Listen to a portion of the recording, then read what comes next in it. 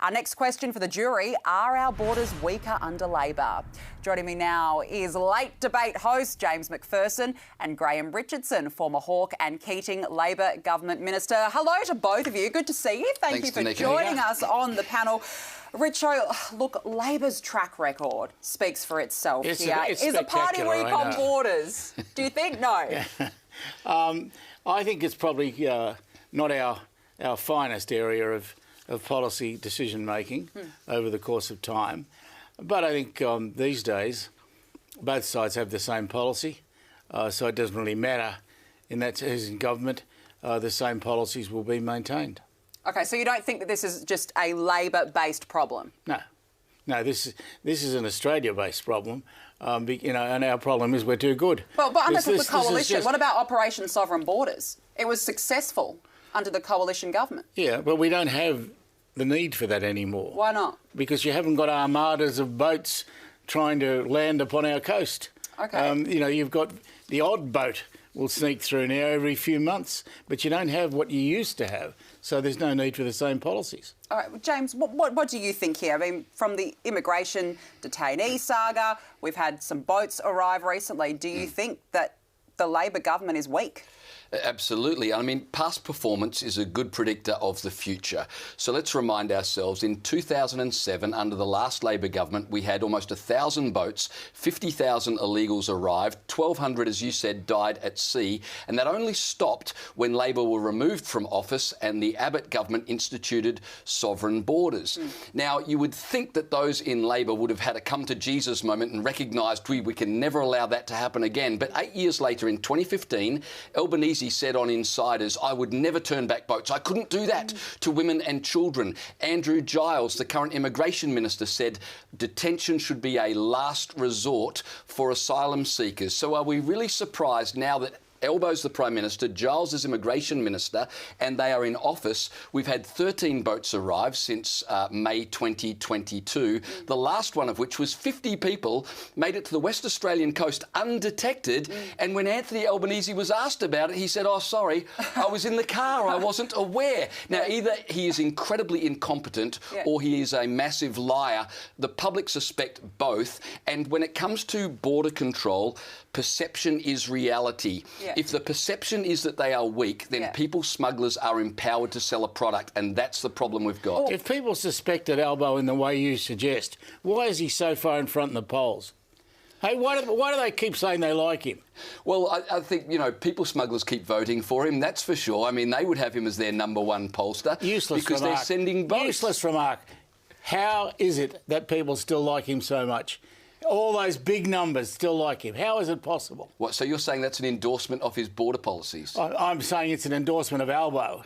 And if you've got to endorse Albo, then you have to understand that as far as his policies are concerned, there's no revolt here. You're not seeing people walking up and down the street with placards saying get rid of Albo because of this or because of that. They're just not saying it. Well, I don't think you can say that the polls reflect good border policy. The two are not necessarily coherent.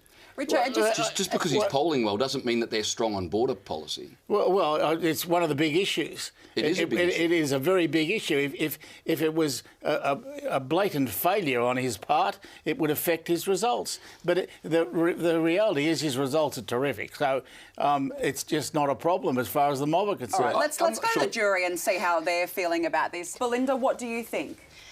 I think they're definitely weaker. I think we've seen the evidence speaks for itself, really. Albo has, allowed things to happen that we wouldn't be expecting. And I think when Abbott had the boats policy in place, we had security, we knew what was happening.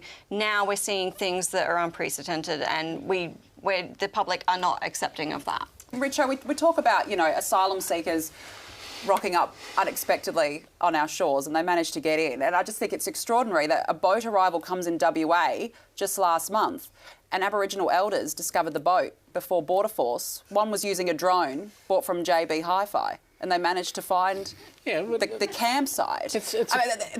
Does that not show weak policy? What it shows is a big place. It's a big border.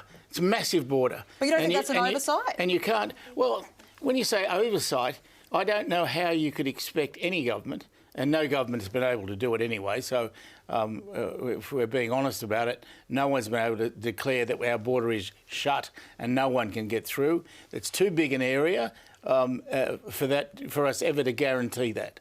It'll never happen. All right, Richo's absolutely right. We have a massive coastline, but one of the things this government has done is they've cut surveillance hours by 14%. Yeah.